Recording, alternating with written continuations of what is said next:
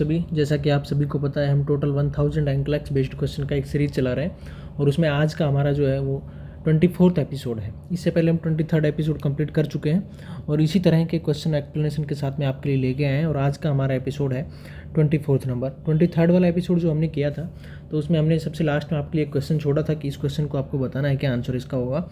वहीं से हम अभी शुरू कर रहे हैं। अगर आपको इसी तरह के क्वेश्चन हमारे साथ में चाहिए तो आप हमारे साथ में इसी तरह से जुड़े रहिए और अपने फ्रेंड्स और कलीग्स को इस तरह के वीडियो शेयर कीजिए। हमारा लास्ट क्वेश्चन जो छोड़ा था वो था, when the nurse check the fundus of a client on the first postmortem day, she note that the fundus is firm at the level of the umbilicus and is displaced to the right. The next action the nurse should take is to.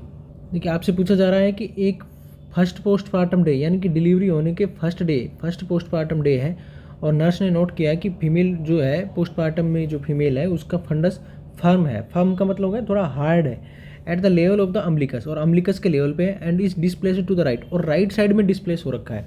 The next action the nurse should take is to. इसके displace है right side में, अभी next action nurse क्या लेगी। First option में आपको दिया गया है check the client for bladder distension, patient के ब्लडर डिस्टेंशन के लिए हम चेक करेंगे। दूसरा, assess the BP for hypotension.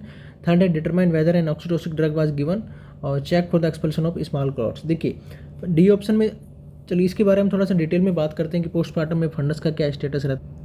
देखिए, यहाँ पे प्यूरपेरियम पीरियड की बात की जा रही है इनडायरेक्टली। प्यूरपेरियम पीरियड का मतलब क्या होगा, फर्स्ट पोस्टमार्टम डे मतलब हुआ कि डिलीवरी होने के बाद में, डिलीवरी से एक दिन बाद में जो फर्स्ट पोस्टमार्टम डे है उसको हम बोल रहे हैं प्यूरपेरियम पीरियड की बात हो रही है यहाँ पे। प्यूरपेरियम पीरियड जो है वो टोटल ड्यूरेशन की अगर बात करें तो 6 वीक यानी कि 42 डेज का होता है। डिलीवरी होने से नेक्स्ट 6 वीक तक का जो टाइम है उसको हम प्यूरपेरियम पीरियड बोलते हैं, और इसी को प्यूरपेरियम पीरियड को ही हम 4th ट्राइमेस्टर भी बोलते हैं। जैसे प्रेगनेंसी के टाइम में 3 ट्राइमेस्टर होते हैं, फर्स्ट, सेकंड और थर्ड, और प्यूरपेरियम पीरियड को हम 4th ट्राइमेस्टर बोलते हैं।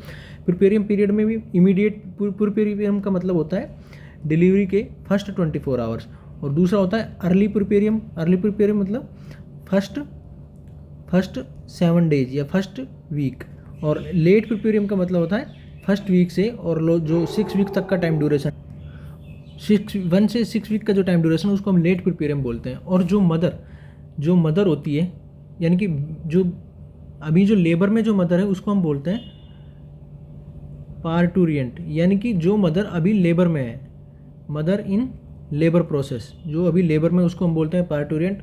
और जो मदर अभी प्यूरपेरियम पीरियड में है, मदर इन प्यूरपेरियम पीरियड है, उसको हम बोलते हैं प्यूरपुरा। यानी कि जो मदर अभी लेबर में है वो होगी पार्टूरिएंट, और जो मदर अभी प्यूरपेरियम पीरियड में है उसको हम बोलते हैं प्यूरपुरा। तो प्यूरपेरियम पीरियड के बारे में हमने पढ़ा, 6 वीक का होता है, 42 दिन का होता है। इमीडिएट फर्स्ट 24 आवर्स होते हैं, अर्ली फर्स्ट 7 डेज, लेट में 1 to 6 वीक का होता है। मदर जो लेबर में उसको बोलते हैं पार्टूरिएंट, जो मदर प्यूरपेरियम पीरियड में उसको बोलते हैं प्यूरपुरा। हमारे क्वेश्चन में बात पूछी जा रही है यूट्रस के रिगार्डिंग कि फर्स्ट पोस्टमार्टम डे में जो यूट्रस है वो राइट साइड में डिस्प्लेस हो रखा है, तो नर्स क्या करेगी। अब कई बार इससे रिलेटेड एक क्वेश्चन ये भी बन जाता है कि जो यूट्रस है वो फर्स्ट पोस्टमार्टम डे में कहाँ पे देखने का, यूट्रस का जो फंडस है डिलीवरी होने के जस्ट बाद में आफ्टर का साइज जो है वो 20x12x7.5 देखने को मिलता है। डिलीवरी के जस्ट आफ्टर डिलीवरी यूट्रस का साइज, ये साइज देखने को मिलेगा 20, 12 और 7.5, ठीक है। और अगर बात कर लें हम, ये यूट्रस का साइज है जस्ट आफ्टर डिलीवरी। और अगर बात करें कि फंडस कहाँ पे देखने को मिलेगा, तो फंडस हमें देखने को मिलेगा 1 finger breath below the umbilicus, यानी कि अम्बिलिकस से 1 फिंगर नीचे हमें फंडस देखने को मिलेगा। मदर के यूट्रस का फंडस जस्ट आफ्टर डिलीवरी, यानी कि अगर यूट्रस के जस्ट आफ्टर डिलीवरी साइज़ की बात करें तो 20, 12 और 7.5, और फंडस जो है वो फर्स्ट पोस्टमार्टम डे में या फर्स्ट प्यूरपेरियम डे में fundus 1 finger breath below the umbilicus देखने को मिलेगा। या फिर हम ये बोल सकते हैं अभी जो हमारा फंडस है वो सिम्फाइसिस प्यूबिस से 30.5 सेंटीमीटर अबोव देखने को मिलेगा। ये दोनों क्वेश्चन बहुत ही इंपॉर्टेंट है, ये पूछा जा सकता है कि जस्ट आफ्टर यूट्रस का साइज़ क्या होगा, जस्ट आफ्टर डिलीवरी 20, 12 और 7.5 होगा, और फर्स्ट पोस्टमार्टम डे में कहाँ पे देखने को मिलेगा, 1 finger breath below the umbilicus, या फिर ये बोल सकते हैं कि 13.5 सेंटीमीटर अबव सिम्फाइसिस प्यूबिस। इन दोनों का मीनिंग एक ही है। तो ये क्वेश्चन पूछा जा सकता है कि just after first day of puerperium period where will the location of the fundus, fundus कहाँ पे देखने को मिलेगा, ठीक है। अब हम बात कर रहे थे यहाँ पे अपने क्वेश्चन में कि यूट्रस के जो कंटेनेंट जो है उसके बारे में, उसमें दिया अगर यूट्रस जो है आपका वो आपको बोगी यूट्रस अगर फील हो रहा है, बोगी का मतलब हो गया एनलार्ज और सॉफ्ट यूट्रस जो है साइज़ में बढ़ा हुआ है और सॉफ्ट है। तो उसमें क्या होगा, अगर यूट्रस आपको पता है अगर डिलीवरी होने के बाद में यूट्रस हमारा सॉफ्ट रहेगा तो उसमें से ब्लीडिंग होगा, यानी कि पीपीएच हमें देखने को मिल सकता है। तो पीपीएच को अवॉइड करने के लिए हम क्या करेंगे, यूट्रस को कॉन्ट्रैक्ट कर देंगे। तो क्या देंगे, ऑक्सीटोसिक मेडिकेशन देंगे, जैसे पिटोसिन दे दिया, मिथार्जिन दे दिया, आर्गोमेट्राइन दे दिया, ठीक है। लेकिन ये तो मेडिसिन के बारे में होगा, लेकिन हम इस बोगी यूट्रस को या सॉफ्ट यूट्रस को हार्ड कर सकते हैं। अगर हार्ड कर देंगे यूट्रस को तो ब्लीडिंग होने के चांसेस जो है वो कम हो जाएंगे। वो हम कैसे कर सकते हैं, मसाज द यूट्रस। अगर आपको यूट्रस फिजिकल एग्जामिनेशन के टाइम पे बोगी यूट्रस फील हो रहा है या एनलार्ज सॉफ्ट यूट्रस आपको फील हो रहा है तो आप उस यूट्रस का मसाज कीजिए। यूट्रस के मसाज करने की वजह से यूट्रस जो है वो हार्ड हो जाएगा, और हार्ड हो जाएगा तो ब्लीडिंग मिनिमाइज हो जाएगी, या पीपीएच जो हो रहा है उसमें ब्लीडिंग का या ब्लड का लॉस जो है वो कम हो जाएगा, ठीक है। और क्वेश्चन में आप यूट्रस है वो डिस्प्लेस्ड हो रखा है एक साइड में, ठीक है। बोगी अगर यूट्रस है तो हम उसको क्या करेंगे, मसाज अंटिल फर्म, यानी कि हम तब तक उसको मसाज करेंगे यूट्रस को जब तक कि वो हार्ड नहीं हो जाए। और दूसरा है, अगर यूट्रस बोगी है और डिस्प्लेस्ड हो रखा है, डिस्प्लेस्ड टू राइट साइड, अगर बोगी यूट्रस है तो मसाज करेंगे, मसाज करने से हार्ड हो जाएगा तो ब्लीडिंग नहीं होगी, ठीक है। और अगर बोगी है और डिस्प्लेस्ड टू राइट साइड हो रखा है तो इसमें हम क्या करेंगे, आस्क द क्लाइंट मतलब पेशेंट या प्रेग्नेंट लेडी जो थी जिसकी अभी डिलीवरी होगी, ask the client to void, हम पेशेंट को वॉशरूम पास आउट करने के लिए बोलेंगे। इससे क्या होगा कि जो ब्लैडर का डिस्टेंशन है वो ख़त्म हो जाएगा, यानी कि पेशेंट का अगर ब्लैडर डिस्टेंशन है तो हम उस पेशेंट को वॉइड करने के लिए बोलेंगे। और जब पेशेंट का ब्लैडर डिस्टेंशन कम हो जाएगा तो इस वजह से जो यूट्रस है, यानी कि डिस्प्लेस्ड अगर यूट्रस हो रखा है तो इसका मतलब है कि पेशेंट का जो ब्लैडर है उसका डिस्टेंशन हो रखा है, और अगर जब ब्लैडर का डिस्टेंशन है तो इसीलिए पेशेंट का यूट्रस जो है वो राइट साइड में डिस्प्लेस हो रखा है। और राइट साइड में डिस्प्लेस अगर यूट्रस है हो रखा है तो इसका मतलब है कि हम पेशेंट को वॉइडिंग या बाथरूम पास आउट करने के लिए बोलेंगे, और इससे पेशेंट के जो ब्लैडर डिस्टेंशन है वो कम हो जाएगा और जो यूट्रस है वो अपनी नॉर्मल पोजीशन में आ जाएगा, यानी कि राइट साइड में डेविएट या डिस्टेंडेड या डिस्प्लेस्ड नहीं रहेगा। तो हमारा क्वेश्चन जो था वो कॉमनली यहीं पे हम 4 क्वेश्चन सोल्व कर लिए। फर्स्ट ऑप्शन है कि बोगी जो होता है, बोगी यूट्रस का मतलब है तो हम क्या करेंगे, हम पेशेंट के यूट्रस को मसाज करेंगे फर्म होने तक। और अगर बोगी है उसके साथ साथ में डिस्प्लेस हो रखा है राइट साइड में तो इसका हम क्या करेंगे, हम पेशेंट को वॉइड करने के लिए बोलेंगे। पेशेंट जब वॉइड करेगा तो उसका जो ब्लैडर डिस्टेंशन है वो खत्म हो जाएगा। ब्लैडर डिस्टेंशन जब खत्म हो जाएगा तो पेशेंट का जो यूट्रस है वो राइट साइड में जो डिस्प्लेस हो रखा है वो अपनी नॉर्मल पोजीशन में आ जाएगा। इसलिए ये दो क्वेश्चन भी बहुत इंपॉर्टेंट है आपको, इसलिए ये दोनों बताए गए हैं। अब हम चलते हैं, क्वेश्चन में आपसे पूछा गया है note the fundus is firm, fundus firm है, ठीक है, अच्छी बात है, फर्म होना चाहिए फंडस डिलीवरी के बाद में, ठीक है। At the level of the umbilicus के लेवल पे, ये भी हमने पढ़ा है, ठीक है। And is displaced to the right, और राइट साइड में डिस्प्लेस हो रखा है। The next action the nurse should take is to, और राइट साइड में डिस्प्लेस हो रखा है तो नर्स अगला एक्शन क्या लेगी। अभी हमने बताया है कि अगर यूट्रस डिस्प्लेस हो रखा है राइट साइड में तो हम पेशेंट को क्या बोलेंगे, पेशेंट को वॉइडिंग करने के लिए बोलेंगे, यानी कि बाथरूम पास आउट करने के लिए बोलेंगे। तो फर्स्ट ऑप्शन क्या है, check the client for bladder distension, ये ए ऑप्शन है आपका सही आंसर जाएगा, क्योंकि हम पेशेंट के ब्लैडर को डिस्टेंशन हो रखा है या नहीं हो रखा है ये चेक करेंगे। अगर डिस्टेंशन हो रखा है तो पेशेंट को बाथरूम पास आउट करने के लिए बोलेंगे। दूसरा ऑप्शन दिया गया था assess the blood pressure for hypotension, ये पेशेंट का जो हाइपोटेंशन की वजह से पेशेंट का यूट्रस जो है वो डिस्प्लेस नहीं होगा, इसलिए बी ऑप्शन यहाँ पे आपका गलत हो जाएगा।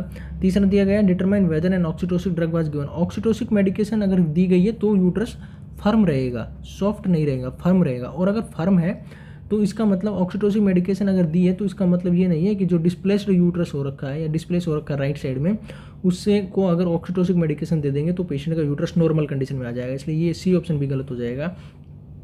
और check for expulsion of small clots. Small clots जो है वो फर्स्ट पोस्टमार्टम डे में डिलीवरी के बाद में देखने को मिलेंगे, इसलिए ये भी एक नॉर्मल कंडीशन है। और इसका डिस्प्लेस अगर राइट यूट्रस साइड में हो रखा है तो इसका भी इस डिस्प्लेशन से कोई लिंक नहीं है, इसलिए बी, सी और डी ये तीनों ऑप्शन आपके गलत हो जाएंगे और ए ऑप्शन जो है सही आंसर जाएगा।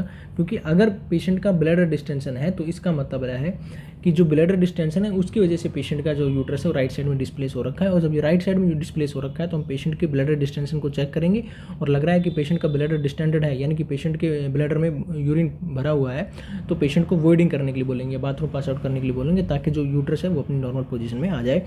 और ए ऑप्शन जो है आपका सही आंसर यहाँ पे देखने को मिलेगा। इस तरह से इस क्वेश्चन में हमने 4-5 क्वेश्चन सोल्व किए और इसी तरह से हर क्वेश्चन में हम 4-5 क्वेश्चन, 2-3 क्वेश्चन इसी तरह से सोल्व करते रहेंगे ताकि एक ऑप्शन से हम क्वेश्चन निकाल के लाएं, और यही हमारा टारगेट है। नेक्स्ट क्वेश्चन हमारा है, चलिए नेक्स्ट क्वेश्चन हमारा है, the physician has ordered a CAT computerised axial tomography scan for a client with possible cerebral aneurysm, which information is most important to the nurse who is preparing the client for cat scan the client. देखिए आपसे पूछा जा रहा है कि एक patient है जिसको सेरेब्रल एन्यूरिज्म हो रखा है। सेरेब्रल मतलब जो सेरेब्रम वाला पार्ट है वहाँ पे एन्यूरिज्म, एक एनलार्जमेंट हो रखा है किसी भी एक आर्टरी का एबनॉर्मल, तो उस पेशेंट का CAT होना है, यानी कि कंप्यूटराइज एक्सियल टोमोग्राफी इन्वेस्टिगेशन होना है। Which information is most important to the nurse who is preparing the client. किसी पेशेंट को नर्स CAT स्कैन के लिए प्रिपेयर कर रही है तो इनमें से कौन सी इंपॉर्टेंट इन्फॉर्मेशन है जिसको नर्स अपने ध्यान में रखेगी कि जो इस पेशेंट को CAT होना है, is having her menstrual period. अगर उस पेशेंट को मान लीजिए मेंस्ट्रुअल पीरियड है या पीरियड्स उसको आ रहे हैं तो क्या उसका कंप्यूटराइज एक्सियल टोमोग्राफी स्कैन किया जा सकता है या नहीं किया जा सकता है, या इसका मेंस्ट्रुअल पीरियड अगर किसी पेशेंट को है तो उसका कैट से क्या लिंक हो सकता है, ये आपको पता होना चाहिए। दूसरा ऑप्शन दिया गया है ए हिस्ट्री ऑफ क्लोस्ट्रोफोबिया, क्या पेशेंट को क्लोस्ट्रोफोबिया क्या हिस्ट्री है तो क्या उस पेशेंट का कैट स्कैन हो सकता है या नहीं हो सकता है, ठीक है। और अगर हिस्ट्री है तो उसको कैसे ओवरकम करना है। इज एलर्जिक टू ओस्टर, या पेशेंट जो है ओस्टर से एलर्जिक है। हैज सेंसरी डीफनेस, क्या पेशेंट को डीफनेस हो रखा है सेंसरी वाला, ठीक है। तो इस तरह के पेशेंट में, कैट वाले पेशेंट का जब भी कोई नर्स प्रिपेयर कर रही है कैट स्कैन के लिए, तो नर्स इनमें से सारी डिटेल्स जब पेशेंट से पहले लेगी तो उनमें ये सारी कौन सी जो इंपॉर्टेंट डिटेल है उसको कलेक्ट करेगी। फर्स्ट आपको यहाँ पे पता होना चाहिए सेरेब्रल एन्यूरिज्म क्या है। देखिए सेरेब्रल एन्यूरिज्म की यहाँ पे बात की जा रही है, तो सेरेब्रल एन्यूरिज्म का मतलब क्या होता है कि कोई भी आर्टरी है उसकी वाल जो है वो वीक हो गई है, आर्टरी वॉल वीकनेस होने की वजह से वहाँ पे एनलार्जमेंट हो गया है आर्टरी का। तो अगर ये सेरेब्रल वाली आर्टरी में हुआ तो उसको हम सेरेब्रल एन्यूरिज्म बोलते हैं, और सेरेब्रल का मतलब हो गया ब्रेन वाले पार्ट में। तो ये आर्टरी जो है वो मान लीजिए एन्यूरिज्म हुआ सेरेब्रल एन्यूरिज्म आर्टरी का, तो वहाँ पे ब्रेन में जो ये ब्लड वेसल्स है, सेरेब्रल वेसल्स जो है या सेरेब्रल आर्टरी जो है, ये जहाँ जिस एरिया को सप्लाई करती है, ब्लड सप्लाई करती है, न्यूट्रिशन सप्लाई करती है, उससे रिलेटेड डिस्फंक्शन आपको देखने को मिलेंगे। तो सेरेब्रल एन्यूरिज्म का मतलब यहाँ पे इनडायरेक्टली ये हुआ कि डायलेशन हो जाता है जो वीक सेरेब्रल आर्टरी होती है उसका, और उस जिस एरिया में वो ब्लड सप्लाई करती है उससे रिलेटेड डिस्फंक्शन हमें देखने को मिलते हैं। जैसे पेशेंट में हेडेक देखने को मिलेगा, पेन देखने को मिलेगा, ठीक है, डिप्लोपिया देखने को मिलेगा क्योंकि ब्रेन में ब्लड की सप्लाई इम्पेयर्ड हो जाएगी, डिप्लोपिया देखने को मिलेगा, न्यूकल रिजिडिटी देखने को मिलेगा, न्यूकल रिजिडिटी देखने को मिलेगा, इरिटेबिलिटी देखने को मिलेगी, इरिटेबिलिटी देखने को मिलेगी, और ब्लड विजन देखने को मिलेगा, ब्लड विजन देखने को मिलेगा। इसके अलावा पेशेंट में हम सीजर भी देखने को मिल सकता है, ठीक है। तो ये सब सिम्टम्स जो हैं वो ब्लड विजन वाले पेशेंट में आपको देखने को मिलेंगे। अब आपको क्या रिस्पॉन्सिबिलिटी है सेरेब्रल एन्यूरिज्म वाले पेशेंट्स के लिए, ठीक है, ये आपको बताना है। अब अगर नर्सिंग रेस्पॉन्सिबिलिटी की यहीं पे हम बात कर लें कि नर्सिंग रेस्पॉन्सिबिलिटी में हमें क्या करना है, तो नर्सिंग रेस्पॉन्सिबिलिटी में हमें पेशेंट को पोजीशन कौन सा देना पड़ेगा सेरेब्रल एन्यूरिज्म वाले पेशेंट के लिए। अगर सेरेब्रल एन्यूरिज्म वाले पेशेंट की हम पोजीशन की बात करें तो पेशेंट को हम सेमी फाउलर या साइड लाइंग पोजीशन देंगे, साइड लाइंग पोजीशन या सेमी फाउलर पोजीशन हम पेशेंट को देंगे सेरेब्रल एन्यूरिज्म वाले पेशेंट को, ठीक है। दूसरा ऑप्शन है कि पेशेंट का पेटेंट एयरवे रखेंगे, पेटेंट एयरवे मेंटेन, पेशेंट को रेस्पिरेशन में कोई प्रॉब्लम नहीं हो इसलिए उसका पेटेंट एयरवे मेंटेन करेंगे, ठीक है। और जो पेशेंट है उसको ऑक्सीजन थेरेपी देंगे, अगर ऑक्सीजन का लेवल कम हो रहा है तो ऑक्सीजन थेरेपी देंगे, ठीक है। हाइपरटेंशन के साइन है या वाइटल साइन जो है उसका मॉनिटरिंग करेंगे, वाइटल साइन का मॉनिटरिंग करेंगे, ठीक है। और पेशेंट जो है सेरेब्रल एन्यूरिज्म वाला, उसके लिए हम डार्क रूम या डिम्ड लाइट जो होती है, डिम लाइट मेंटेन करेंगे, यानी कि जो स्टिमुलाई ऐसा कुछ नहीं हो जाकि एनवायरमेंटल स्टिमुलाई का काम करे, जैसे कि आर्टिफिशियल लाइट है, ब्राइट लाइट है, ये पेशेंट के स्टिमुलेट करेंगे और भी ज़्यादा। तो हमें डार्क और क्वाइट एनवायरमेंट मेंटेन करना है, ठीक है। पेशेंट में फ्लूइड रेस्ट्रिक्शन करेंगे, फ्लूइड रेस्ट्रिक्शन करेंगे, ठीक है। तो सबसे इंपॉर्टेंट अगर बात की जाए तो पेशेंट को हम सेमीफाइलर और साइड लाइन पोजीशन देंगे, ये हमारे पॉइंट ऑफ व्यू से, नर्सिंग पॉइंट ऑफ व्यू से ये सबसे ज़्यादा इंपॉर्टेंट रहता है, ठीक है। और पेशेंट को हम स्टूल सॉफ्टनर देंगे, stool softener to avoid straining, यानी कि पेशेंट जब फीसेस पास आउट करेगा या स्टूल पास आउट करेगा तो स्ट्रेन नहीं करे, स्ट्रेन करेगा तो क्या होगा कि पेशेंट में जो आईसीपी जो पहले से बढ़ा हुआ है उसकी और भी ज़्यादा बढ़ने के चांसेस हैं, क्योंकि वहाँ पे वाल्सेल्वा मैनुअर जो है वो एक्टिवेट होगा, वाल्सेल्वा मैनुअर एक्टिवेट होगा। इसलिए पेशेंट को हम पहले ही इस प्रॉब्लम को ओवरकम करने के लिए पेशेंट को स्टूल सॉफ्टनर देंगे। और स्टूल सॉफ्टनर जब देंगे पेशेंट को तो ये एक इसके ट्रीटमेंट ऑप्शन में या हमारे प्रिकॉशन के रूप में आता है कि पेशेंट को सेमीफाइलर देंगे, साइड पुलाइंग पोजीशन देंगे, एयरवे मेंटेन करेंगे, ऑक्सीजन थेरेपी देंगे, वाइटल साइन देंगे, dark room deemed light maintain करेंगे, स्टूल सॉफ्टनर देंगे, फ्लूइड रेस्ट्रिक्शन करेंगे, ताकि जो वाल्सेल्वा मैनुअर है वो एक्टिवेट नहीं हो सके और पेशेंट स्ट्रेनिंग नहीं कर पाए, स्ट्रेनिंग नहीं कर पाए, ठीक है। तो ये सब हमने पढ़ा है सेरेब्रल एनेरिज्म के लिए हमें क्या करना है। अब पेशेंट से आपसे पूछा जा रहा है क्वेश्चन में कि जो कंप्यूटर्ड एक्सियल टोमोग्राफी पेशेंट का सेरेब्रल एनेरिज्म वाले का होना है तो इनमें से नर्स कौन से ज़्यादा डिटेल्स हिस्ट्री पेशेंट का लेगी जो सीएटी वाले पेशेंट के लिए लेना चाहिए, ठीक है। अगर किसी पेशेंट को मेंस्ट्रुअल पीरियड है तो उसको सीएटी एग्जामिनेशन हो सकता है, इसलिए ए ऑप्शन आपका कोई गलत हो जाएगा। Has a history of claustrophobia, claustrophobia का मतलब क्या होता है, fear of confined places, fear of confined places, जैसे कि किसी पेशेंट को लिफ्ट में, ठीक है, टनल में, ठीक है, और किसी बंद स्पेस में डर लगता है। जैसे क्लोस्ट्रोफोबिया वाला पेशेंट है, अगर किसी पेशेंट का एमआरआई अगर होना है, एमआरआई अगर किसी पेशेंट का होना है तो उस पेशेंट में हम क्लोस्ट्रोफोबिया का हिस्ट्री पता करेंगे कि पेशेंट को क्लोस्ट्रोफोबिया है या नहीं है। तो ये बी ऑप्शन जो है ये आपका एमआरआई से लिंक करता है, सीएटी का कंप्यूटराइज एक्सियल टोमोग्राफी से कोई लिंक इसका नहीं है, इसलिए बी ऑप्शन यहाँ पे गलत हो जाएगा। इज एलर्जिक टू ओस्टर, ये सी ऑप्शन जो है आपका सही आंसर देखने को मिलेगा, क्योंकि कंप्यूटराइज एक्सियल टोमोग्राफी जो है इसमें हम पेशेंट को डाई देते हैं, ठीक है। और डाई जब पेशेंट को देते हैं और अगर उस पेशेंट को ओस्टर से एलर्जिक है, ओस्टर क्या है, ओस्टर एक सी फूड है, सी फूड समुद्री खाना है या समुद्री फूड है, ये सी फूड जो है अगर इस पेशेंट ओस्टर से एलर्जिक है तो उसमें ये पेशेंट डाई से भी एलर्जिक होगा, और अगर डाई से एलर्जिक है तो उस पेशेंट में हम कंप्यूटराइज एक्सियल टोमोग्राफी स्कैन नहीं कर पाएंगे, और इसलिए सी ऑप्शन आपका सही आंसर हो जाएगा कि पेशेंट का हम एलर्जिक हिस्ट्री पता करेंगे कि अगर वो पेशेंट ओस्टर से या सी फूड से एलर्जिक है तो उसका हम डाई नहीं देंगे, डाई नहीं देंगे तो उसका कंप्यूटराइज एक्सियल टोमोग्राफी नहीं कर पाएंगे, और अगर पेशेंट को सेंसरी डीफनेस है तो भी हम उसका सीएटी स्कैन कर सकते हैं, इसलिए डी ऑप्शन भी यहाँ पे आपको गलत देखने को मिलेगा। सी ऑप्शन जो है आपका सही आंसर हो जाएगा।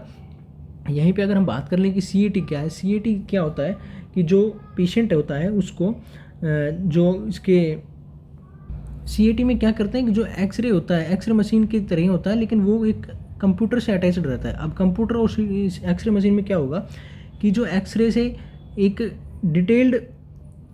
डिटेल्ड पिक्चर ली जाएगी इनसाइड ऑफ द बॉडी या बॉडी के किसी भी ऑर्गन की जहाँ का भी होना है, ठीक है। सेरेब्रल एनेरिज्म की बात हो रही थी, इसका मतलब ब्रेन का होना है। अब इसका डिटेल्ड हिस्ट्री लेंगे या डिटेल्ड पिक्चर लेंगे इनसाइड ऑफ द बॉडी के ब्रेन वाले पार्ट का, और उसका एक 3D पिक्चर क्रिएट करेंगे ताकि जो डिटेल्ड इन्वेस्टिगेशन हम पेशेंट को कर सकें, अलग अलग डिफरेंट एंगल से पिक्चर लेकर के, और उसके एक एक टिश्यू और ऑर्गन तक वहाँ पे पहुँचा जा सके और इन्वेस्टिगेट किया जा सके। ये इसका हमारा पर्पज़ रहता है सीएटी स्कैन का। तो आपको सीधा से इतना समझना है कि जब किसी पेशेंट का सीएटी स्कैन होना है तो उस पेशेंट को हम अगर डाई से एलर्जी है तो उस पेशेंट का हिस्ट्री लेंगे कि उसको क्या ओस्टर से भी एलर्जिक है। अगर ओस्टर से एलर्जिक है तो इसका मतलब होगा पेशेंट डाई से भी एलर्जिक है, और डाई से एलर्जिक है इसका मतलब पेशेंट का सीएटी स्कैन नहीं किया जा सकता। और अगर पेशेंट एमआरआई वाला हमारे पास में यहाँ पे होता क्वेश्चन में, तो एमआरआई वाले पेशेंट के लिए हम क्लोस्ट्रोफोबिया का हिस्ट्री लेंगे कि पेशेंट को अगर क्लोस्ट्रोफोबिया है, क्लोस्ट्रोफोबिया मतलब फियर ऑफ कन्फाइंड, जो बंद जगह में अकेले डरना, जैसे लिफ्ट में, टनल में, ठीक है। अगर क्लोस्ट्रोफोबिया का हिस्ट्री है तो उस पेशेंट का हिस्ट्री हम एमआरआई वाले पेशेंट के लिए इंपॉर्टेंस रखते हैं, इसलिए यहाँ पे बी ऑप्शन देखने को मिलता है अगर क्वेश्चन में एमआरआई होता तो। यहाँ पे सीएटी स्कैन की बात की जा रही है तो सीएटी स्कैन के लिए हम पेशेंट को एलर्जिक ओस्टर से है या नहीं है इसका पता करेंगे। चलिए नेक्स्ट क्वेश्चन की तरफ। चलिए नेक्स्ट क्वेश्चन हमारा है, the nurse is preparing to discharge a client with long history of polio, the nurse should tell the client that. देखिए एक पेशेंट है पोलियो वाला आपके पास में, अभी डिस्चार्ज होने वाला है, अभी उसको डिस्चार्ज के टाइम पे नर्स उसको क्या टीचिंग कराएगी।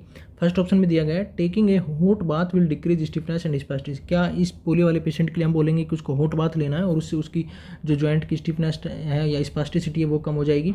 दूसरा ऑप्शन है schedule of Stearns exercise will improve muscle strength. या हम पेशेंट को बोलेंगे कि आपको स्टर्नस एक्सरसाइज, स्टर्नस मतलब बहुत ज़्यादा एक्सरसाइज करना है, इससे आपकी जो मसल स्ट्रेंथ है वो इंप्रूव होगी। तीसरा ऑप्शन दिया गया rest period should be schedule through out the day. या हम पेशेंट को बोलेंगे कि आपको पूरे डे में कुछ कुछ टाइम यानी कि कुछ जैसे 40 मिनट्स है या कोई भी काम करने के बाद में इतना टाइम जो है वो रेस्ट के लिए अलाउ करना है, इतना तो रेस्ट कम से कम लेना है। लास्ट ऑप्शन दिया गया है विजुअल डिस्टर्बेंस में भी करेक्टेड विद प्रेस्क्रिप्शन ग्लासेस। या पेशेंट को जो विजुअल डिस्टर्बेंस देखने को मिलेगा उसको हम प्रेस्क्रिप्शन ग्लासेस से सही कर सकते हैं। अब इनमें से कौन सा ऑप्शन जो है वो आपके लिए सही आंसर होगा, यानी कि पोलियो वाले पेशेंट के लिए एक सही स्ट्रेटेजी होगी या सही डिस्चार्ज टीचिंग होगा, ये आपको बताना है। देखिए हम बात करें पोलियो के रिगार्डिंग, तो पोलियो जो है यहाँ पोलियो का जो वायरस जो होता है वो एक एंटेरो वायरस होता है, एंटेरो वायरस होता है। इसके इंक्यूबेशन पीरियड की अगर बात करें तो वो 7 से 14 दिन तक होता है। इंक्यूबेशन पीरियड जो है वो 7 से 14 दिन तक होता है। ठीक है, इसमें जो मेनली इसके जो ट्रांसमिशन का जो सोर्स है वो कैसे हो सकता है, डायरेक्ट कॉन्टैक्ट से हो सकता है। ठीक है, आप किसी भी इन्फेक्टेड पर्सन के कॉन्टैक्ट में आए, या फीको ओरल रूट, या ओरोफेरेंजियल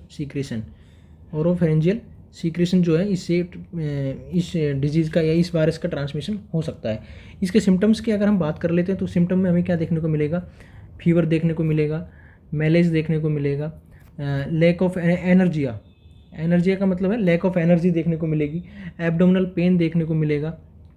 ठीक है, और इसके अलावा लेटर स्टेज में सीएनएस इन्वॉल्वमेंट, हमारा जो सेंट्रल नर्वस सिस्टम है उसका भी इन्वॉल्वमेंट इस पेशेंट में देखने को मिलेगा। इस तरह के सिम्टम्स हमें पेशेंट में देखने को मिलेंगे। और जो सोरनेस है, स्टिफनेस है जॉइंट का, ट्रंक का, ये सब हमें यहाँ देखने को मिलेगा। अब यहाँ पे आपको इस पेशेंट का डिस्चार्ज टीचिंग जब करा रहे हैं तो क्या ध्यान रखना है। देखिए इस पेशेंट में फर्स्ट ऑप्शन में दिया गया है taking a hot bath will decrease stiffness. देखिए यहाँ पे पेशेंट में सीएनएस सिस्टम का इन्वॉल्वमेंट देखने को मिल सकता है, यानी कि पेशेंट के जो मैसेज है, यानी कि जो सेंसरी मैसेज है उनको इंटरप्रेट करने की या उनके अगेंस्ट में रेस्पॉन्ड करने की कैपेसिटी है वो खत्म हो जाएगी, क्योंकि यहाँ पे सेंट्रल नर्वस सिस्टम का इन्वॉल्वमेंट हो चुका है। अब सेंट्रल नर्वस सिस्टम का इन्वॉल्वमेंट हो चुका है तो पेशेंट के लिए बोला जा रहा है कि taking a hot bath will decrease stiffness and stiffness जो है वो गर्म पानी से अगर पेशेंट बाथ लेगा तो उसकी कम हो सकती है। ये ऑप्शन यहाँ पे गलत होगा, क्योंकि अगर पेशेंट का सेंट्रल नर्वस सिस्टम इसमें इन्वॉल्वमेंट हो चुका है तो इसका मतलब है कि वहाँ पे उसके सेंसेशन में प्रॉब्लम आएगी। सेंसेशन में प्रॉब्लम आएगी तो इसका मतलब पेशेंट हॉट और कोल्ड, या ज़्यादा हॉट है या ज़्यादा ठंडा है, इसमें कोई भी इंटरप्रेटेट नहीं कर पाएगा या मैसेज को समझ नहीं पाएगा कि ज़्यादा पानी है गर्म है। इसलिए वहाँ पे पेशेंट को बर्न होने के चांसेस रहेंगे, स्किन बर्न होने के चांसेस रहेंगे, इसलिए हम पेशेंट को हॉट बाथ अलाउड नहीं करेंगे। ए ऑप्शन यहाँ पे आपका गलत हो जाएगा। हम पेशेंट को वार्म बाथ अलाउ करेंगे। हॉट बाथ से पेशेंट को बर्न हो सकता है, क्योंकि यहाँ पे जो पेशेंट है उसका जो सेंसेशन कैपेसिटी है वो भी सेंट्रल नर्वस सिस्टम इन्वॉल्वमेंट की वजह से खत्म हो गई है। दूसरा ऑप्शन है schedule for strenuous exercise will improve muscle strength. देखिए यहाँ पे पेशेंट को हमने बताया कि एनर्जी या लैक ऑफ एनर्जी या मसल वीकनेस देखने को मिल सकता है, और मसल वीकनेस अगर जब पेशेंट को है तो स्ट्रेनस एक्सरसाइज मतलब बहुत ही ज़्यादा एक्सरसाइज पेशेंट नहीं कर पाएगा। तो ये बी ऑप्शन भी यहाँ पे आपका गलत होगा। और यहाँ पे बताया गया है बी ऑप्शन में कि अगर पेशेंट स्ट्रेनस एक्सरसाइज करेगा तो उसकी मसल स्ट्रेंथ बढ़ेगी। स्ट्रेनस एक्सरसाइज यहाँ पे करने की वजह से पेशेंट की मसल स्ट्रेंथ नहीं बढ़ेगी, क्योंकि यहाँ पे स्ट्रेनस एक्सरसाइज पेशेंट कर ही नहीं पाएगा, वहाँ पे एनर्जी की कमी रहेगी और मसल्स का वीकनेस इसमें देखने को मिलता है पोलियो में, इसलिए बी ऑप्शन भी यहाँ पे गलत होगा। तीसरा ऑप्शन दिया गया है rest period should be scheduled through out the day. हाँ, ये ऑप्शन आपका सही आंसर हो जाएगा, क्योंकि जब भी पेशेंट कोई काम कर रहा है तो उस काम करने के बाद में हम पेशेंट के लिए एक फिक्स रेस्ट पीरियड रखेंगे। मान लीजिए अभी उसने कुछ भी काम किया, 2 घंटे काम किया, तो 30 मिनट या 50 मिनट या 20 मिनट जो भी है वो रेस्टिंग का पीरियड रखेंगे, ताकि जो पेशेंट में एनर्जी की कमी है उसको पेशेंट थोड़ा रेस्ट करके रीगेन कर सके। और इसलिए सी ऑप्शन जो ये सही आंसर हो जाएगा। लास्ट में दिया है डी ऑप्शन में विजुअल डिस्टर्बेंस में भी corrected with prescription of glasses.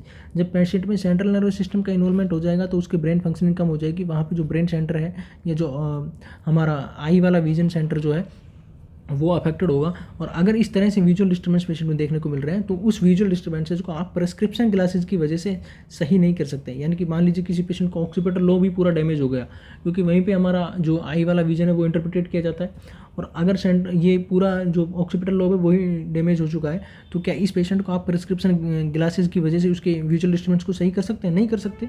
इसलिए डी ऑप्शन भी यहाँ पे आपको देखने को मिलेगा गलत के रूप में, और सी ऑप्शन जो ये आपका सही आंसर हो जाएगा कि इस तरह के पेशेंट में जो पोलियो वाला पेशेंट है उसका जो सेंट्रल नर्वस सिस्टम इन्वॉल्वमेंट हो जाने की वजह से पेशेंट के जो मसल्स पावर है वो कम हो जाएगी, एनर्जी या लैक ऑफ एनर्जी देखने को मिलेगी, और लैक ऑफ एनर्जी और मसल पावर कम देखने को मिलेगी। इस वजह से पेशेंट को हम बीच बीच में पूरे डे की एक्टिविटीज़ में उसको रेस्ट प्रोवाइड कराने के लिए बोलेंगे, और सी ऑप्शन जो है हमारा सही आंसर हो जाएगा। चलिए नेक्स्ट क्वेश्चन हमारा है, a client on the postmortem unit has a procto episiotomy, the nurse should anticipate administering which medication.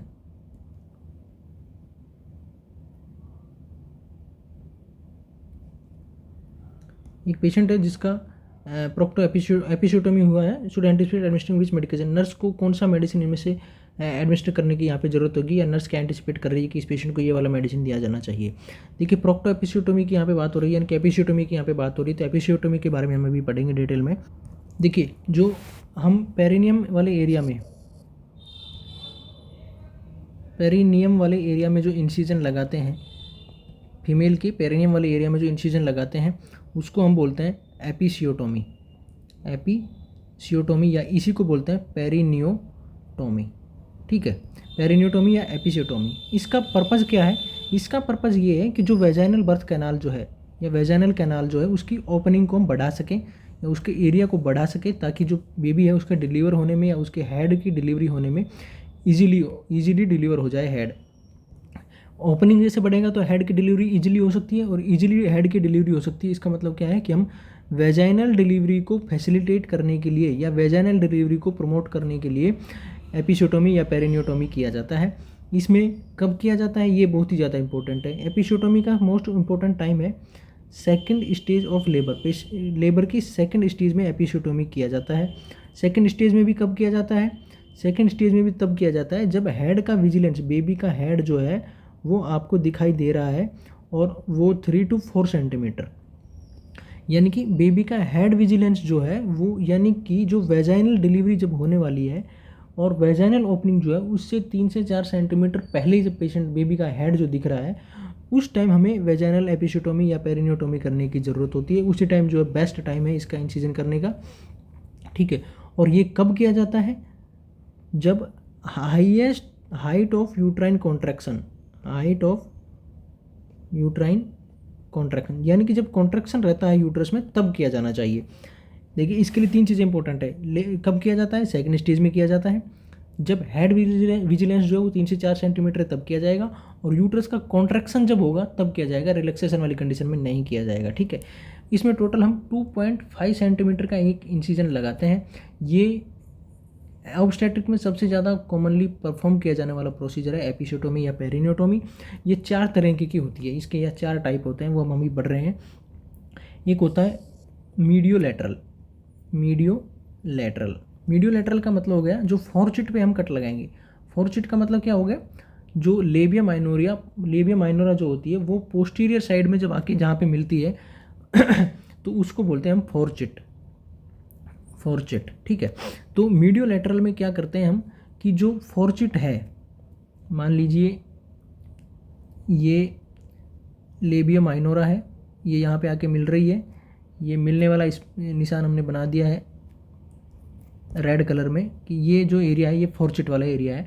तो जो मीडियो लेटरल वाली जो एपिसियोटोमी है इसमें हम क्या करते हैं कि इंसिजन को 2.5 सेंटीमीटर का इंसिजन लगाया जाता है मीडियम लेटरल, यानी कि मीडियम वाली साइड से शुरू करके लेटरल वाली साइड में। इस तरह से फॉरचिट वाले एरिया से शुरू करेंगे, मीडियम वाली साइड से शुरू करेंगे और लेटरल साइड में जाएंगे, और टोटल इंसिजन होगा 2.5 सेंटीमीटर का। ये हो गया मीडियो लेटरल। दूसरा इंसिजन हमारा है मीडियन वाला टाइप है। एक तो होता है मीडियन एपिसियोटोमी, दूसरा है मीडियो लेटरल।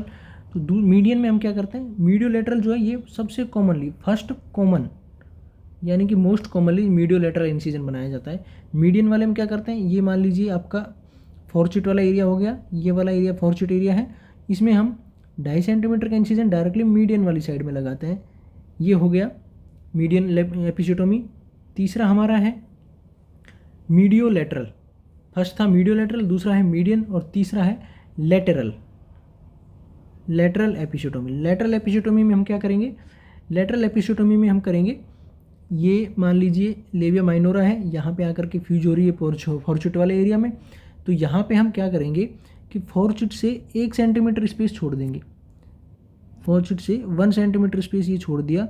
अब यहाँ से इंसिजन लगाएंगे और ये टोटल इंसिजन हो जाएगा 1.5 सेंटीमीटर का। ठीक है, सॉरी 2.5 सेंटीमीटर का, ठीक है। यानी कि लेटरल में फॉर्चेट वाले एरिया को छोड़ करके उससे 1 सेंटीमीटर दूर से हम इंसिजन जो लगा रहे हैं वो हो गया लेटरल।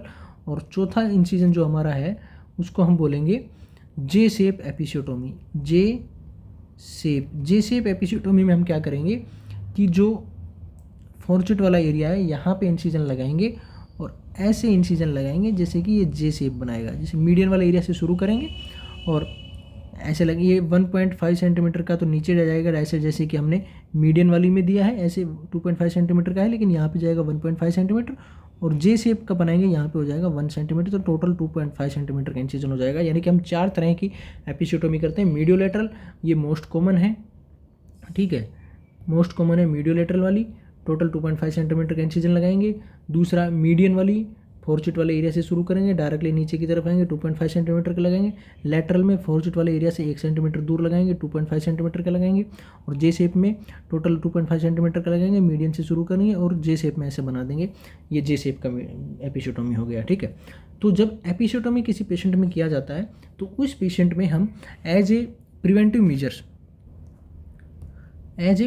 मेजर्स हम उसमें, जब पेशेंट को एपिसियोटोमी कर दिया जाता है तो वहाँ पे सूचरिंग भी की जाती है। मान लीजिए ये मीडियोलेटरल लगाया है या मीडियन लगाया है या जो भी लगाया है, जे शेप लगाया है, तो इनका इंसिजन यहाँ पे किया जाएगा। यानी कि पेशेंट का स्टिचिंग कर दिया जाएगा बाद में, इंसिजन करने के बाद में।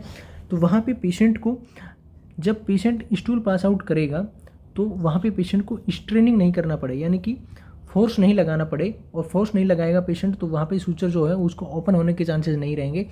ताकि हम इस सूचर्स को ओपन नहीं किया जाए, पेशेंट को फोर्स नहीं लगाना पड़े, स्ट्रेनिंग नहीं करनी पड़े, इसलिए हम पेशेंट को स्टूल सॉफ्टनर मेडिकेशंस देते हैं पोस्ट एपिसियोटोमी वाले पेशेंट में, ठीक है।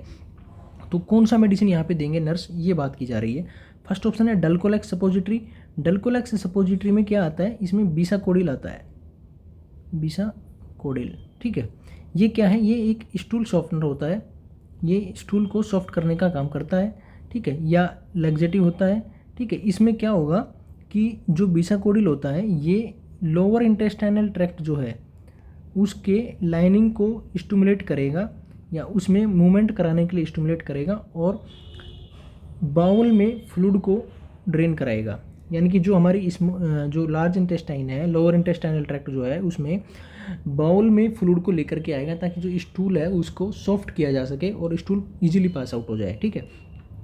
तो डल्कोलेक्स का भी यही काम है। और डोकुसेट सोडियम है, ये भी एक लग्जेटिव मेडिकेशन है, इसका भी सेम एक्शन है, ये मूवमेंट कराने के लिए स्टिमुलेट करेगा, मूवमेंट होगा तो स्टूल बाहर निकल पाएगा, ठीक है। तो डल्कोलेक्स जो है इसके लिए डॉक्टर की प्रेस्क्रिप्शन की नीड होती है, इसलिए ए ऑप्शन यहाँ पे गलत हो जाएगा। यहाँ पे बात की जा रही है नर्स शुड एंटिसिपेट, नर्स क्या एंटिसिपेट कर रही है, कौन सी मेडिसिन देने के लिए, डोकुसेट सोडियम जो मेडिकेशन है ये दी जाएगी इस पेशेंट को स्टूल सॉफ्टनर और लग्जेटिव के रूप में, ताकि पेशेंट के जो स्टूल है उस टाइम वो पेशेंट को स्ट्रेन नहीं करना पड़े। स्ट्रेन नहीं करना पड़ेगा तो जो सूचर लगाए उनके ओपन होने के चांसेस नहीं रहेंगे। तीसरा ऑप्शन दिया गया है मिथार्जिन मेडिकेशन जो यूट्राइन टॉनिसिटी को बढ़ाती है, यानी कि यूट्रस को कॉन्ट्रैक्ट करती है, इसलिए ये मेडिसिन यहाँ पे देने से कोई मतलब नहीं है। मिथाइलफेनिडेट भी पेशेंट, जो मेनिया वाले पेशेंट जो होते हैं या जिन पेशेंट में हाइपर एक्टिविटी ज़्यादा रहती है उन पेशेंट में हम मिथाइलफेनिडेट मेडिकेशन देते हैं, तो यहाँ पे भी मिथाइलफेनिडेट देने की कोई ज़रूरत नहीं है। इसलिए बी ऑप्शन जो है आपका सही आंसर जाएगा, क्योंकि जो भी पोस्ट एपिसियोटोमी वाले पेशेंट जो रहेंगे उन पेशेंट को हम डोकुसेट सोडियम देंगे।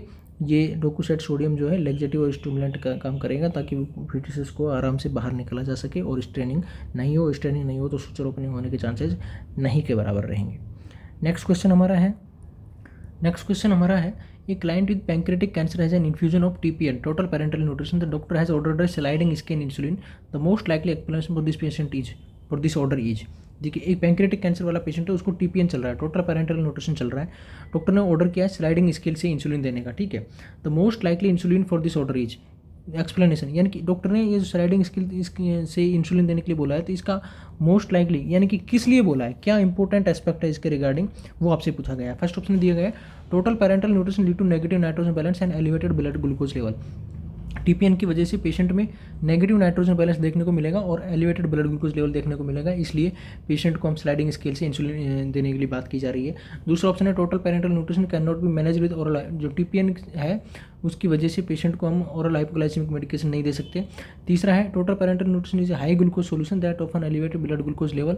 या चौथा है total parental nutrition lead to further pancreatic disease, या पेरेंटल न्यूट्रिशन की वजह से पेशेंट में जो फर्दर पैंक्रेटिक डिजीज है वो और भी ज़्यादा बढ़ सकती है, इसलिए पेशेंट को स्लाइडिंग स्केल से इंसुलिन देने के लिए बात की जा रही है। तो सबसे पहले हमें पता होना चाहिए कि जो टोटल पेरेंटल न्यूट्रिशन है या जो पेरेंटल न्यूट्रिशन है वो क्या होता है। हम इसके बारे में अभी डिटेल में पढ़ेंगे कि पेरेंटल न्यूट्रिशन क्या होता है। देखिए, जैसा कि वर्ड में ही बताया गया है, पेरेंटल यानी कि एंट्रल यानी कि जीआई से हट करके जो फ्लूइड दिया, ये जो न्यूट्रिशन पेशेंट को दिया जाता है उसको हम बोल रहे हैं पेरेंटल। ये हमें कॉमनली जो वेन्स होती हैं उनके थ्रू दिया जाता है, जैसे सबक्लेवियन वेन है, ठीक है, सेंट्रल वेन है, या जो जुगुलर वेन है, उसके थ्रू जो टोटल पेरेंटल न्यूट्रिशन है उसको दिया जाता है, ठीक है। इसमें क्या होगा कि जो पेशेंट है उसको फैट, मसल्स, प्रोटीन जो होती है ये सब दिया जाता है, या जो इमल्सिफाइड फॉर्म में दिया जाता है फैट को, प्रोटीन को अमीनो एसिड के फॉर्म में दिया जाता है, विटामिन दिए जाते हैं, मिनरल दिए जाते हैं, इलेक्ट्रोलाइट दिए जाते हैं, वाटर दिया जाता है, यानी कि एक तरह से एक पूरा सॉल्यूशन है जिसमें सारे न्यूट्रिएंट्स होते हैं, ठीक है। तो इस तरह के पेशेंट में हम जो एक्सिलरी लाइन है या जो इंटरनल जुगुलर वेन है, सबक्लेवियन वेन है, सेंट्रल वेन है, इनके थ्रू पेशेंट को फ्लूइड देते हैं, या जो सॉल्यूशन होता है जिसमें सारी चीज़ें होती है, फैट, प्रोटीन, अमीनो एसिड, ये सारी चीज़ें हम पेशेंट को देते हैं। तो जब ये पेशेंट को हम वेन के थ्रू देते हैं तो पेशेंट की जो पेरिफेरल वेन्स जो हैं उनमें हमें स्क्लेरोसिस, यानी कि स्क्लेरोसिस का मतलब है वहाँ पे वेन की हार्डनिंग, फ्लेबाइटिस और स्वेलिंग, ये सब कॉम्प्लिकेशन वेन में हमें देखने को मिल सकते हैं, ठीक है। तो दूसरा तो हो गया ये पेरेंटल न्यूट्रिशन के बारे में।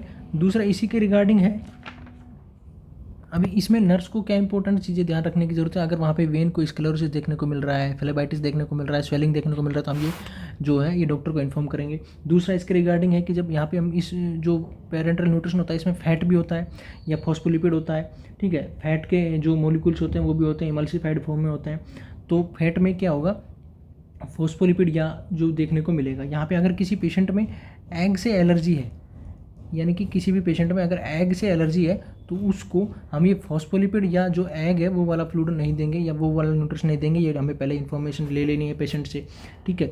और कभी भी पेरेंटल न्यूट्रिशन जो है या टीपीएन है उसको एब्रप्टली डिसकंटिन्यू नहीं करना है, एब्रप्टली डिसकंटिन्यू यानी कि एकदम से चलते चलते हुए सडनली इसको डिसकंटिन्यू नहीं करना है। अगर हमें करना है तो उसकी जो डोज है उसको धीरे धीरे धीरे धीरे कम करते लाएंगे और उसके बाद में हम उसको डिसकंटिन्यू करेंगे, ठीक है। अगर एब्रप्टली डिसकंटिन्यू कर दिया तो इसका मतलब कि वहाँ पे पेशेंट में हमें एकदम से हाइपोग्लाइसीमिया देखने को मिल सकता है, ठीक है। और पेरेंटल न्यूट्रिशन जब पेशेंट को चलता है तो वहाँ पे पेशेंट में हाइपरग्लाइसीमिया होने के चांसेस भी ज़्यादा रहते हैं, ठीक है। ये सब हमने पढ़ा है अभी टीपीएन के बारे में। अगर एब्रप्टली डिसकंटिन्यू कर देंगे तो हाइपोग्लाइसीमिया देखने को मिलेगा, लेकिन अगर पेशेंट को टीपीएन चल रहा है तो वहाँ पे हाइपरग्लाइसीमिया देखने को मिलेगा। और क्वेश्चन में आपकी एक और बात की गई है स्लाइडिंग स्केल के बारे में, स्लाइडिंग स्केल के बारे में। तो स्लाइडिंग स्केल क्या होता है? स्लाइडिंग स्केल में एक तरह से हम पेशेंट्स को इंसुलिन देते हैं जो उसके आरबीएस का जो ब्लड शुगर का जो लेवल आता है उसके अकॉर्डिंग। जो स्लाइडिंग स्केल है उसमें आरबीएस के अकॉर्डिंग उसको इंसुलिन दिया जाता है। आरबीएस का मतलब हो गया हमारी जो ब्लड शुगर लेवल है उसके रिगार्डिंग।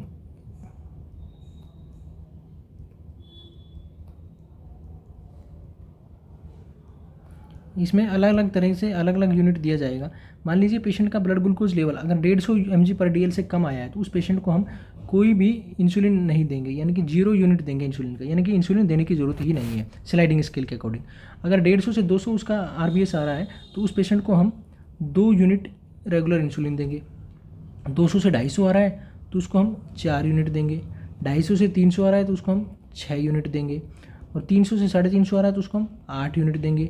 और अगर 350 से ज़्यादा आ रहा है तो उसको हम 10 यूनिट देंगे, ठीक है।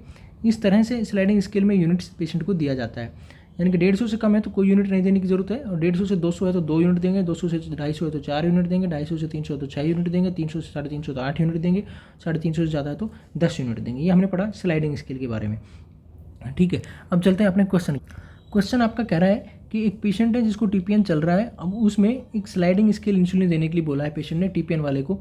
तो यहाँ पे टीपीएन वाले को स्लाइडिंग स्केल से इंसुलिन देने की क्या ज़रूरत है ये पूछा जा रहा है। देखिए, total parental nutrition lead to negative nitrogen balance and elevated blood glucose level. देखिए, हमने पढ़ा है अभी कि टीपीएन की वजह से पेशेंट में ब्लड ग्लूकोज लेवल बढ़ा रह सकता है, इसलिए ये ऑप्शन तो आपका सही हो गया। कि एलिवेटेड ग्लूकोज लेवल, ठीक है।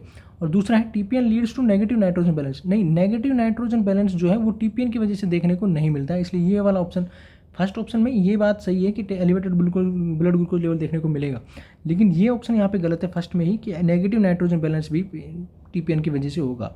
ये ऑप्शन यहाँ पे गलत हो जाएगा, क्योंकि जो नेगेटिव नाइट्रोजन बैलेंस है वो टीपीएन की वजह से नहीं होता है। टीपीएन तो पेशेंट में नेगेटिव नाइट्रोजन बैलेंस को ट्रीट करने के लिए या एलिवेटेड उसको ट्रीट करने के लिए दिया जा रहा है।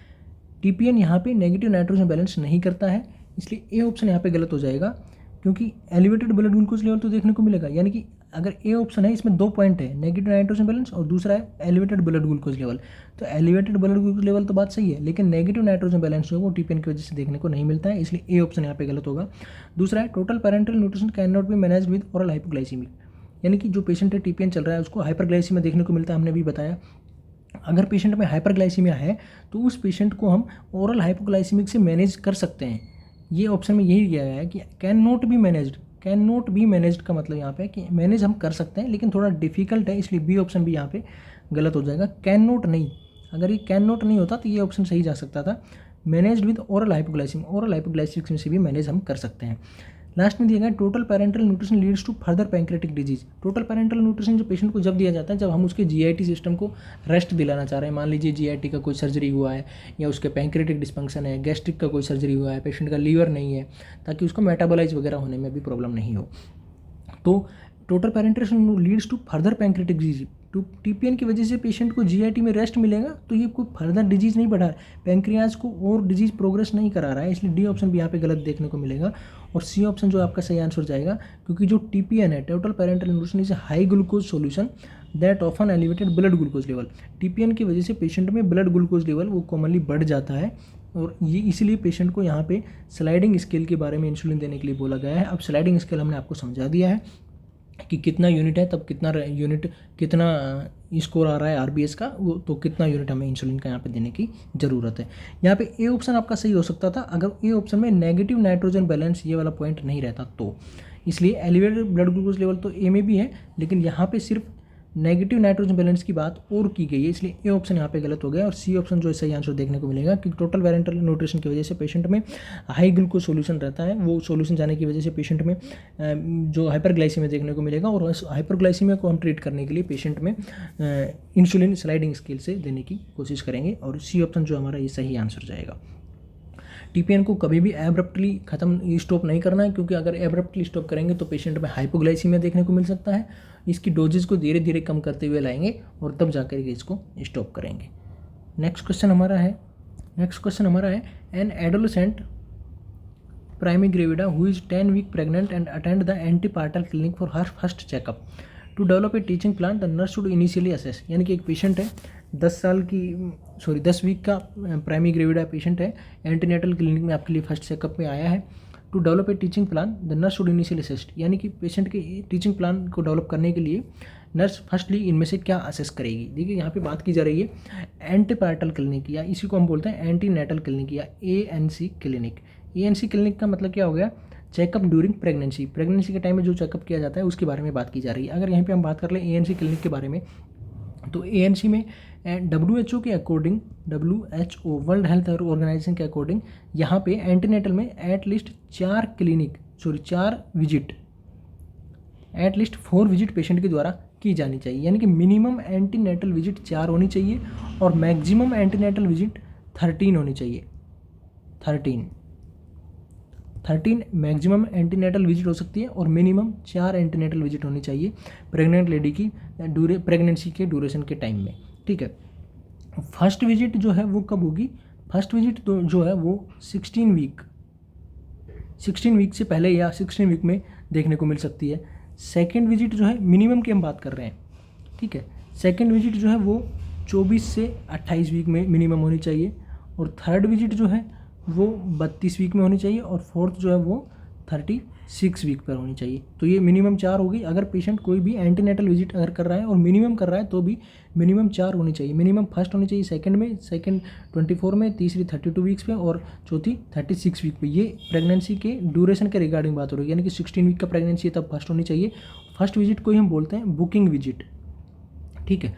और अगर बात करें हम कि मैक्सिमम की, मैक्सिमम कब कब होनी चाहिए, 13 होनी चाहिए, और मैक्सिमम कब कब होनी चाहिए, फर्स्ट के जो, अगर टोटल 9 मंथ का ड्यूरेशन है हमारे प्रेगनेंसी का, तो जो फर्स्ट 7 मंथ है उसमें सभी में 1 होनी चाहिए, यानी कि 7 महीने में 1 की बात करें तो टोटल कितनी हो गई, 7।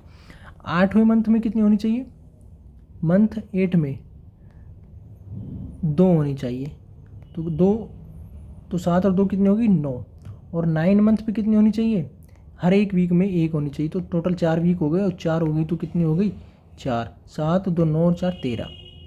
ठीक है, यानी कि फर्स्ट 7 मंथ में 1 करेंगे हर मंथ में, तो 7 हो गई। 8वें महीने में 2 करेंगे और 9वें महीने में 4 करेंगे, तो इस तरह से टोटल 13 विजिट हो जाएगी, और मिनिमम विजिट 4 वीक हो जाएगी।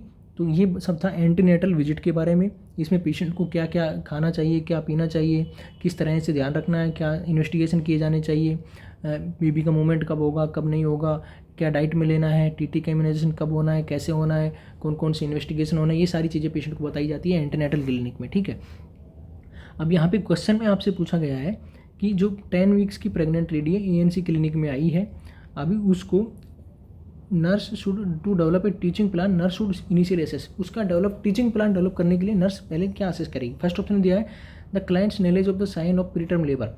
देखिए 10 वीक का जो बेबी, जो प्रेग्नेंट लेडी है, उसको अभी आप प्री टर्म लेबर के बारे में समझा रहे हैं, ये थोड़ा जल्दी हो जाएगा, इसलिए ए ऑप्शन यहाँ पे गलत होगा, क्योंकि प्री टर्म लेबर तो 36 वीक से या 37 वीक से पहले जो डिलीवरी होगी उसको हम प्री टर्म लेबर के रूप में बोलते हैं। अभी पेशेंट आपके पास आया सिर्फ 10 वीक पे, तो अभी से ही पेशेंट को लेबर होने के कोई चांसेस नहीं है। अगर प्री टर्म लेबर होगा तो वो भी बाद में होगा, इसलिए इसके रिगार्डिंग जो टीचिंग हम पेशेंट को कराएंगे वो बाद में ही कराएंगे। अभी 10 वीक पे ही हम पेशेंट को प्री टर्म लेबर के रिगार्डिंग टीचिंग नहीं कराएंगे, इसलिए ए ऑप्शन यहाँ पे गलत हो जाएगा। दूसरा दिया गया है the clients feeling about the pregnancy. तीसरा है whether the client was using a method of birth control. हम क्या पेशेंट से ये पूछेंगे कि आप पेशेंट जो है वो बर्थ कंट्रोल का कोई मेथड यूज़ कर रहे थे, ये ऑप्शन यहाँ पे गलत होगा, क्योंकि ये काफ़ी लेट हो चुका है। क्योंकि अभी तो अगर बर्थ कंट्रोल का कोई भी मेथड यूज़ करते तो वो प्रेग्नेंट ही नहीं हो पाती, अब तो वो प्रेग्नेंट भी है, 10 वीक की प्रेग्नेंट है, तो ये ऑप्शन सी गलत हो जाएगा, क्योंकि ये काफ़ी लेट हो चुका है। फर्स्ट ऑप्शन में काफ़ी जल्दी है कि प्रीटर्म लेबर नहीं समझाएंगे, और सेकेंड लेबर में बर्थ कंट्रोल का मेथड नहीं पूछेंगे सी ऑप्शन में, क्योंकि ये काफ़ी लेट हो चुका है। बर्थ कंट्रोल तो पहले ही देना चाहिए होता है, और बर्थ कंट्रोल अभी यहाँ पे पेशेंट आपका 10 वीक प्रेग्नेंट है, तो इसके बारे में कोई बात नहीं करेंगे। लास्ट ऑप्शन दिया गया है the clients thought about future children. अभी ये ऑप्शन भी यहाँ पे गलत होगा, क्योंकि अभी तो आपके पास में एक फर्स्ट टाइम प्रेग्नेंट है, प्राइमरी ग्रेविडा है, उसके बारे में आप दूसरे चिल्ड्रन के बारे में अभी से कोई भी थॉट या कुछ भी जानकारी दे रहे हैं, उसके बारे में टीच करा रहे हैं, तो ये ऑप्शन भी यहाँ पे गलत होगा, क्योंकि अभी तो प्राइमरी ग्रेविडा है, इस बेबी का डिलीवरी होगा, उसके बाद में बर्थ कंट्रोल के मेथड है, जो एक्चुअल जो टाइम गैप जो रहेगा वो मेंटेन करेंगे। ठीक है, उसके बाद में फिर दोबारा से प्रेग्नेंट होने के चांसेस रहेंगे, या प्रेग्नेंट होगा कोई भी पेशेंट, इसीलिए यहाँ पे बात की जा रही है जो फ्यूचर चिल्ड्रन के बारे में भी यहाँ पे कोई बात नहीं करेंगे, और ऑप्शन बी आपका सही आंसर जाएगा the clients feeling about the pregnancy. Patient pregnancy के रिगार्डिंग पेशेंट की जो प्राइमरी ग्रेविडा मदर है उसकी क्या फीलिंग है, ये यहाँ पे बहुत ही इंपॉर्टेंस रखता है, इसलिए बी ऑप्शन जो है ये आपका सही आंसर यहाँ पे देखने को मिलेगा। ये हमने पढ़ा है अभी एएनसी के बारे में। नेक्स्ट क्वेश्चन आपका है the client has an order for Demerol, meperidine and Phenergan promethazine to be given together, the nurse is aware that the purpose of this order is. यानी कि एक पेशेंट है जिसको मेपेरिडीन और फेनार्गन दोनों मेडिसिन एक साथ देने के लिए बोला गया है। ठीक है, the nurse is aware that this purpose of order is, यानी कि दोनों मेडिसिन को एक साथ देने का क्या ऑर्डर है या क्या पर्पज है, ये नर्स को पता होना चाहिए। तो इसको नर्स का इनमें से कौन सा आंसर जाएगा, फॉर इट्स सिनर्जिस्टिक इफेक्ट, इन दोनों मेडिसिन के सिनर्जिस्टिक इफेक्ट को अचीव करने के लिए क्या इन दोनों मेडिसिन मेपेरिडीन और प्रोमेथाजिन को साथ देने के लिए बोला गया है। फॉर इट्स एगोनिस्ट इफेक्ट, क्या ये दोनों एक दूसरे के एगोनिस्ट है इसलिए दोनों को साथ देने के लिए बोला गया है। तीसरा, for its extra pyramidal effect, क्या इन दोनों के मेडिसिन के एक्स्ट्रा पैरामिडल इफेक्ट की वजह से दोनों को साथ देने के लिए बोला गया है, या ये दोनों मेडिसिन एंटागोनिस्ट इफेक्ट रखती है इसलिए इन दोनों को एक साथ देने के लिए बोला गया है। ये क्वेश्चन आप लोगों के लिए है। हम जब भी अगला सेशन शुरू करेंगे 25वां वाला एपिसोड शुरू करेंगे तो वहीं से इस क्वेश्चन को शुरुआत करेंगे, और वहीं से इस सेशन के लिए शुरू करेंगे 25वें नंबर वाले को, तो इस क्वेश्चन को वहाँ पे सोल्व करेंगे। तब तक आपको इन सभी मेडिसिन के बारे में पढ़ना है, और ये मेडिसिन, इस क्वेश्चन का क्या आंसर जाएगा ये आपको पता होना चाहिए। हम इसी तरह से एक क्वेश्चन से 3-4 जो क्वेश्चन निकल के आ रहे हैं उन सभी का डिटेल्स में स्टडी कर रहे हैं, और इसी तरह से आप हमारे साथ में बने रहिए, हमारे विश्वास को बढ़ाइए, मोटिवेट कीजिए, और अपने दोस्तों के साथ में इस तरह की वीडियोज़ को शेयर कीजिए। Thank you.